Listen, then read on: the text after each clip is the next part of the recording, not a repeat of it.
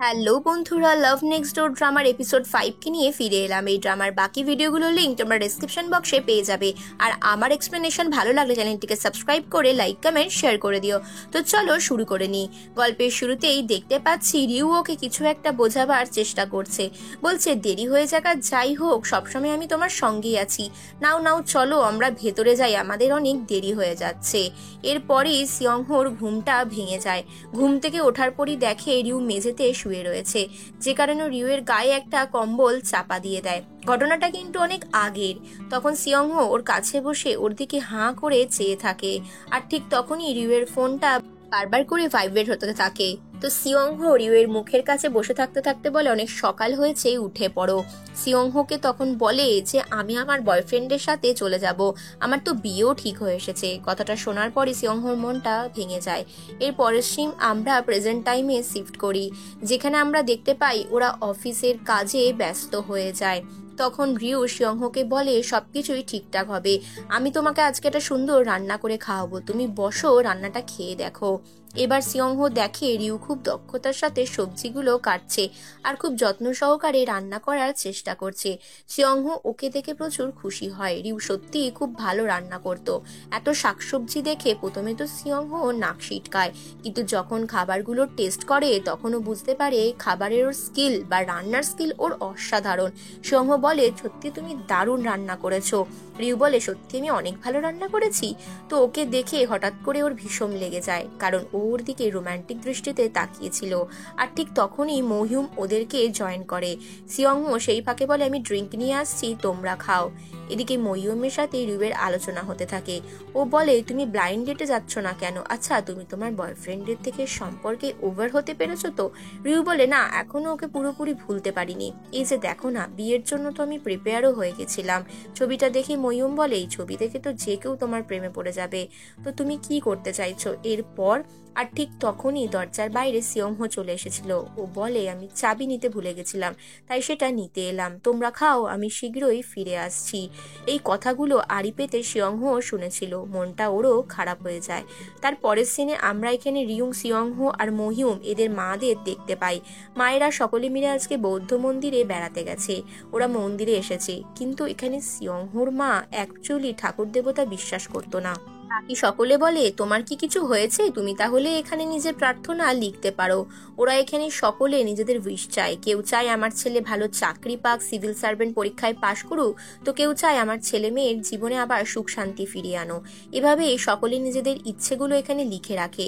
যখন সিয়ংহোর মাকেও লিখতে বলে তখন উনি ফ্রান্স ল্যাঙ্গুয়েজে কিছু একটা লিখে দেয় যাতে কেউ বুঝতে না পারে। তারপরে শুনি সিয়ংহোর বাবাকে দেখতে পাই। রিউয়ের বাবা বলে চলো আমরা আবারও একসাথে খেতে যাই, আর আজকে আমাদের ওয়াইফরা তো সব একসাথে বৌদ্ধ মন্দিরে গেছে। এই কথাটা শুনি ওর বাবা প্রথমে বিশ্বাস করতে চায় না। এদিকে কিছু ফুড ব্লগারকে দেখতে পাই, যে ফুড ব্লগাররা এখানে রিউয়ের বাবার রেস্টুরেন্টে এসে খাবার দাবার খাচ্ছে আর এখানে ছবি দিচ্ছে। তার পরের সিন শিফট করি আমরা এখানে সিয়ংহোর অফিসে। ওর সিনিয়র কালিগ ইয়ান মিউং এখানে বহু ভালোভাবে রিউয়ের সাথে গল্প করছিল। বলে আমি তো ভাবছিলাম রিউকে আমাদের কোম্পানিতে পার্মানেন্টলি নিয়ে নেবো। সিয়ংহো তখন খুব রেগে যায়, বলে কারোর ব্যাপারে কিছু না জেনে, তার ডিসিশন না জেনে নিজেরটা চাপিয়ে দিও না। হয়তো ওর অন্য কিছু প্ল্যান আছে, ওর তো আলাদা স্বপ্ন আছে, ওকে জোর করা ঠিক হবে না। তার পরের সিন আমরা এখানে দেখতে পাই ওরা চারজনে সেলিব্রেশন করার জন্য কোথাও একটা খেতে গেছে। এখানে রিউকে উদ্দেশ্য করেই বলে যে তোমরা অতীতকে ভুলে নিজেদের জীবনে এগিয়ে যাও, তার জন্য কোনো রিগ্রেট করো না। আর অতীতকে নিয়ে পড়ে থাকলে জীবনে কোনোদিনই সামনের দিকে এগোতে পারবে না। মিউং এর এই কথা শুনে ওরা সকলেই খুশি হয়। তারপরের সিনে মইয়ুমকে দেখি। মইয়ুম এখানে দেখতে পায় আবারও ডানহোকে। ডানহো এখানে নিচু হয়ে কিছু একটা 4টে পাতাওয়ালা ওই লাকি লিপস গুলো খুঁজছে। ওই পাতাগুলো খুঁজতে মইয়ুমও হেল্প করে। আর ওর চোখের জ্যোতি যেহেতু ভালো ছিল, এখানে তাড়াতাড়ি ও একটা এই 4টে পাতাওয়ালাটা খুঁজে দেয় আর বলে তুমি এটা গুছিয়ে রাখতে ভুলো না, তুমি কি কোনো বাচ্চার জন্য খুঁজছো? ডানহো পাতাটা পেয়ে ছুটতে ছুটতে বাড়ি চলে যায়। তার পরের সিনে রিউ এখানে সিয়ংহোর সাথে কথা বলতে এলেও বলে তুমি আজকে এত রেগে আছো কেন? সিয়ংহো বলে রেগে থাকবো না তো কি করব, তুমি আমাদের ব্যাপারে নাক গলাচ্ছ কেন? তুমি নিজের স্বপ্ন, নিজের বিজনেস নিয়ে ভাবো, একদিন না তো একদিন তুমি চলেই যাবে। তো নিজের মনের মধ্যে এই খটকা আমি কোনোভাবেই রাখতে চাই না তোমাকে আটকাতে। ঠিক তখনই পেছন থেকে একটা মেয়ে এসে ওকে জড়িয়ে ধরে আর মেয়েটি বলে তুমি আমাকে নিশ্চয়ই চিনতে পারছো, এই মেয়েটি ওর এক্স গার্লফ্রেন্ড ছিল। সিয়ংহোর এক্স গার্লফ্রেন্ড এখানে মিউংদের কাছে এটাই বলে যে ও এখানে একটা কাজের জন্য এসেছে, একটা কন্ট্রাক্ট সাইন করতে চায় সিয়ংহোর সাথে, যেখানে সিয়ংহো ভালো একজন আর্কিটেকচার, আর ও এখানে ফুড ডিপার্টমেন্ট নিয়ে বোল বানায়। মানে অ্যাকচুয়ালি বাসনপত্র সংক্রান্তর সাথে এই আর্কিটেকচারের কোনো মিল তো নেই, কিন্তু একটা হেল্প দরকার, যে কারণে ওখানে টাই আপ করতে চায়। তো এই ব্যাপারে রিউ বলে, কারণ ওখানে সিয়ংহোকে পিছন থেকে তখন ওই মেয়েটি জড়িয়ে ধরেছিল, আর ওই মেয়েটির সাথে কোনো একবার সিয়ংহোকেও কিস করতেও দেখেছিল, সেটা দেখেও না দেখার ভান করে চলে গেছিল। এই ব্যাপারেই রিউ সিয়ংহোর জুনিয়র ক্লায়েন্টকে বলতে থাকে যে এদের দুজনের মধ্যে কিছু একটা ব্যাপার তো রয়েছে, এই ক্লায়েন্টের সাথে ওর কিছু একটা রিলেশন রয়েছে, তাই জন্য রিউ প্রচুর নর্মাল বিহেভিয়ার করে। কিন্তু সিয়ংহোকে দেখে ও অনেক মার্জিত বিহেভিয়ার করছে। মিয়ুং এখানে এক্সাইটেড থাকে, কারণ এরা সকলে এই ব্যাপারগুলো নিয়ে পেছনে একটু লাগার চেষ্টা করে, কিন্তু সিয়ংহো ব্যাপারটাকে একদমই আমল দেয় না। এর পরের সিনে দেখি যে সিয়ংহো বাড়ি যাওয়া যেতে থাকে, আর ঠিক তখনই ওর ফোনে একটা SMS আসে, কিন্তু সেটাকে ও পাত্তা দেয় না। এখানে রিউয়ের বাবার সাথে ও অনেক ড্রিঙ্ক করে, রিউয়ের বাবা একবার ওকে ড্রিঙ্ক করে দেয় আর ও একবার ড্রিঙ্ক ঢেলে দেয়। এভাবে দুজনে গল্প করতে করতে নিজেদের মনের কথা বলতে বলতে রাত হয়ে যায়। তার পরের দিন সকালে রিউকে দেখি ওর ভাইকে ঘুম থেকে ডাকার জন্য ডাকতে আসে, কিন্তু দাদার রুমে এখানে সিয়ংহো শুয়েছিল, আর খালিকা অবস্থায় ওর গায়ের উপর উঠে পড়াতে সবাই ওদের দেখে ভুল ভাবতে থাকে। আর এভাবে হঠাৎ করে নামতে গিয়ে ওর পায়ের চোটও লাগে। সিয়ংহোর পায়ের চোট সামান্যই ছিল, কিন্তু কিছুদিন ও এখন ছোটাছুটি দৌড়াদৌড়ি করতে পারবে না। রিউ ওকে এই নিয়ে অনেক জ্ঞান দিতে থাকে, আর বলে তোমার সাবধানে থাকা উচিত ছিল। বাবাকে জিজ্ঞেস করে যে ওর তো পা ঠিকই আছে, ওর তো হাঁটতেও পাচ্ছে। এটা নিয়ে সিয়ংহো একটু চিন্তায় পড়ে যায়। সিয়ংহো বলে আমি কি করব, আমার পায়ে এত ব্যথা। এরপরে আগের দিন রাত্রির ঘটনা ফ্ল্যাশব্যাকে দেখানো হয়। এখানে সিয়ংহো আর রিউয়ের বাবা এতটাই ড্রিঙ্ক করেছিল, কারোরই ঠিকমতো বাড়ি যাওয়ার মতন অবস্থা ছিল না। রিউয়ের বাবাই সিয়ংহোকে জোর করে ওদের বাড়িতে নিয়ে এসেছিল। তো এখানে যখন সিয়ংহোকে সত্যিটা জিজ্ঞেস করে ওর বাবা, তখন ও সবটা খুলে বলে না। তার পরের সিনে আমরা এখানে দেখতে পাই রিউ আবারও নিজের মতন চলে যায়। তখনও বলে আমার পায়ে লেগেছে আর তুমি আমাকে ড্রাইভ না করিয়ে চলে যাচ্ছ। প্রথমে তো সিয়ংহো একটু ঘ্যাম দেখালো, পরে রিউকে ড্রাইভ করার জন্য রিকোয়েস্ট করে। তার পরের সিনে মইয়ুমকে দেখি, মইয়ুমকে এখানেও জুস আর ললিপপ দেয়, বলে তুমি সেদিন পাতাটা খুঁজতে হেল্প করেছিলে সেই জন্য। তো এখানে ডানহোকে মইয়ুম জিজ্ঞেস করে পাতাটা তুমি যাকে দেবার দিয়ে দিয়েছো নিশ্চয়ই।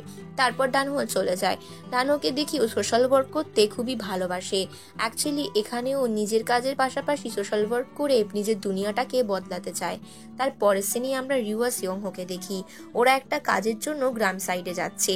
এটা হচ্ছে এক্স্যাক্টলি সিয়ংহোর এক্স গার্লফ্রেন্ডের ওই বাড়ি, যেখানে ও থাকে, বিভিন্ন পাত্র টাত্র বানায়, পটফট বানিয়ে সেখানে খাবার দাবার প্রিজার্ভ করে। আর এই পাত্রগুলো বানানো ও ডিজাইন করা এসব কাজের জন্য হেল্পের জন্য ওদেরকে ডেকেছে।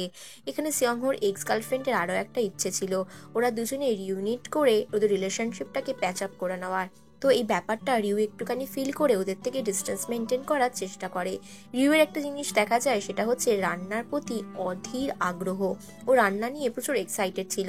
এখানে কি কি খাবার প্রিজার্ভ করা হচ্ছে, সোয়া সস বানানো হচ্ছে না কি হচ্ছে, সমস্ত কিছু সিয়ংহো ওর এক্স গার্লফ্রেন্ডের কাছ থেকে জেনে নেয়। ওর এক্স গার্লফ্রেন্ড বলে এই ধরনের খাবার দাবারে আমার বাবা তো এক্সপার্ট। তো এভাবে বছরের পর বছর এই হাঁড়িতে খাবারগুলোকে রেখে দেওয়া হয়, কিভাবে কোন খাবার বানানো হয় সেগুলো শেখার জন্য কিন্তু রিউ প্রচুর এক্সাইটেড ছিল। আর সকলে মিলে আনন্দ করে এখানে খাবার বানাতে থাকে। রিউকে আনন্দিত দেখে সিয়ংহো ওকে দেখে মুচকে মুচকে হাসতে থাকে। এই বিষয়টা কিন্তু ওর এক্স গার্লফ্রেন্ডেরও চোখকে ফাঁকি দেয় না। সিয়ংহোকে এরপর আলাদা করে ডেকে বলে তোমাকে দেখে আজকে আমার সত্যি জেলাস ফিল হচ্ছে। তুমি যেভাবে রিউয়ের দিকে তাকিয়ে রয়েছো, তোমাকে দেখে আমার পুরনো কথা মনে পড়ছে। তুমি তো এরকমটাই ছিলে। আচ্ছা সত্যি কথা বলো তো, তুমি কি আমার কথা আর একটুও ভাবো না? আমি এখানে তোমাকে আমার সাথে কাজ করতে এই কারণে আরো ডেকেছি, যাতে আমরা কাছাকাছি থাকতে পারি। এদিকে রিউকে দেখি ও এখানে বয়স্ক মহিলাদের কাছ থেকে এই সস বানানোর রেসিপি শেখার চেষ্টা করছে। সবের মাঝে ও একবার ওয়াশরুম যেতে চাইলে ওয়াশরুমে যাওয়ার পথে ভুল করেও সিয়ংহো আর রিউ যেখানে বসেছিল সেখানে চলে আসে রিউ। ও দেখতে পায় সিয়ংহো একটা পট বানাচ্ছিল, আর পেছন থেকে ওর এক্স গার্লফ্রেন্ড ওকে হেল্প করতে গিয়ে ওরা দুজনে অনেক ক্লোজ চলে আসে। এই দৃশ্যটা দেখে রিউ বলে আমি তোমাদের ডিস্টার্ব করতে চাইনি, কিন্তু সিয়ংহো এটা দেখে অস্বস্তি ফিল করে। সিয়ংহো ওকে ইগনোর করতে চাইলে রিউ বলে আমি তোমাকে ইচ্ছা করে ডিস্টার্ব করতে চাইনি, আমি তো টয়লেট যাচ্ছিলাম তাই ভুল করে ওই ঘরে ঢুকে পড়েছি। সিয়ংহো ওকে বেশি পাত্তা দেয় না, শুধু বলে লোকের ব্যাপারে নাক না গলিয়ে নিজেকে নিজে ভাবো। তো রিউ বুঝতে পারে না এই কদিন ধরে ওর সাথে কেন বারবার সিয়ংও খারাপ বিহেভিয়ার করছে। এরই মাধ্যমে ওর বন্ধু কলিগ মিউংরা চলে আসে। মিউংরাও চলে আসে এখানে ওই কাজের মধ্যে হেল্প করার, কারণ ওদের সাথে এটাই এগ্রিমেন্ট হয়েছে, এই কাজে যারা যারা হেল্প করবে তারাই ওদের পার্টনার। তো এখানে মিউং এর শরীরটা একটু খারাপ ছিল, প্রথমে তো ওয়াশরুমে চলে যায়। বাকি সকলকে এখানে রান্না বান্নার কাজে লাগিয়ে দেওয়া হয়। এর পরের সিনে সিয়ংহোকে দেখতে পাই।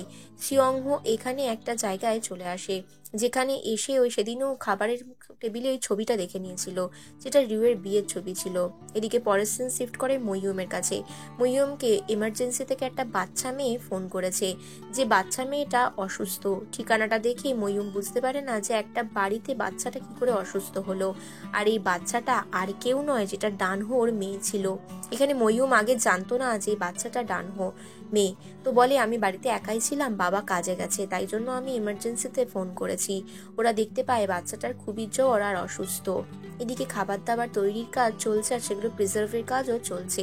বাকি সকলে কাজের মধ্যে ব্যস্ত থাকলে রিউ এখানে যেচে পড়ে সিয়ংহোর এক্স গার্লফ্রেন্ডকে একটা পাত্র সরাতে হেল্প করে, কিন্তু পাত্রটা ভুলবশত পড়ে ভেঙে যায়।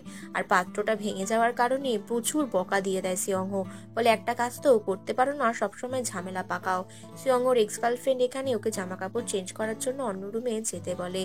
তো এই ঘটনাটা দেখে সিয়ংহোর এক্স গার্লফ্রেন্ড বলে তোমাকে একদম যেমনটা ভেবেছিলাম তুমি সেরকমই করছো। তারপরের সিন আমরা এখানে মইয়ুমকে দেখি।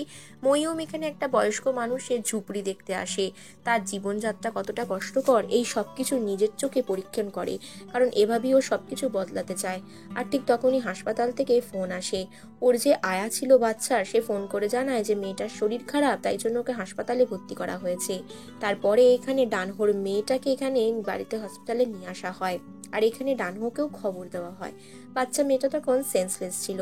সঙ্গে সঙ্গে ওর চিকিৎসা শুরু করা হয়। ডানহো এসে প্রচুর কান্নাকাটি করতে থাকে। বাচ্চা মেয়েটা একবার চোখ তুলে তাকায় আর বাবা বাবা করে ডাকতে থাকে। ডানহো তখন কান্নায় ভেঙে পড়লে মইয়ুম বুঝতে পারে যে ডানহোই হচ্ছে বাচ্চাটার বাবা। এদিকেই পড়ে যাওয়া খাবারগুলো তুলতে সিয়ংহো আর রিউ সকলেই হেল্প করে। সিয়ংহোর এক্স গার্লফ্রেন্ড বলে আমি এটা ভুল করে ফেলেছি, তোমাকে এত কষ্ট করতে হবে না। কিন্তু মিউং রিউ সকলে মিলে হাতে হাত লাগিয়ে খাবার দাবার তুলে দেয়। তার পরের সিনে আমরা এখানে দেখি রিউ নিজে চেঁচে পড়ে সকলের জন্য রান্না করার জন্য আগ্রহ দেখায়। তো মিউং আর এখানে সিয়ংহোর এক্স গার্লফ্রেন্ড প্রত্যেক ছোট কলিগরা সকলে ওর রান্না খাবার খেয়ে তো হাত চাটতে থাকে, বলে দারুণ হয়েছে, খাবারটা আর একটু নিয়ে আসবে। সিয়ংহোর এক্স গার্লফ্রেন্ড তো বলে আমি রেসিপিটা চাই, তুমি কি করে বানালে এই সসটা। রিউ এটা শুনে প্রচন্ড খুশি হয়ে যায়, সকলের জন্য আনন্দ মনে খাবার নিয়ে আসে। এদিকে সিয়ংহো অনেকক্ষণ ফেরেনি, এটা নিয়ে চিন্তায় থাকে। সিয়ংহোর এক্স গার্লফ্রেন্ড বলে তুমি আজকে অনেক করেছো, আর করতে হবে না, রান্না করা বাসন মাজা। তখন রিউ বলে যে বাসনটা আমি ভেঙে ফেলেছিলাম, তাই তো আমি খেসারত দিচ্ছি। তখন সিয়ংহোর এক্স গার্লফ্রেন্ড বলে তুমি জানো এটা আমি জেলাসফিল থেকে করেছি, আসলে আমিও তোমার মতন রান্না শিখতে চাই। তো তখন দেখি ও রান্নায় লবডঙ্কা। এদিকে মইয়ুম ডানহুকে অনেক বকাবকি করে, বলে নিজের মেয়ের খেয়াল রাখতে পারো না, পুরো পৃথিবীকে কি করে বদলাবে। ডানও প্রচুর গিল্ট ফিল করে, বলে সত্যি আমার অপরাধ হয়ে গেছে, আমার এটা সত্যি করা উচিত হয়নি। এদিকে ডানহোর মেয়ে এখানে মইয়ুমকেই উল্টে বকা দিয়ে দেয়, বলে তুমি আমার বাবাকে কিচ্ছু বলবে না, তোমার সাথে আমি আর কথা বলবো না, আমার বাবাকে কেউ বকলে আমার ভালো লাগে না, আমার বাবা খুব ভালো মানুষ আর তুমি একজন বাজে মানুষ। এখানে ডানহোর প্রতি ওর মেয়ের অগাধ বিশ্বাস আর ভালোবাসা দেখে তাজ্জব হতে হয়।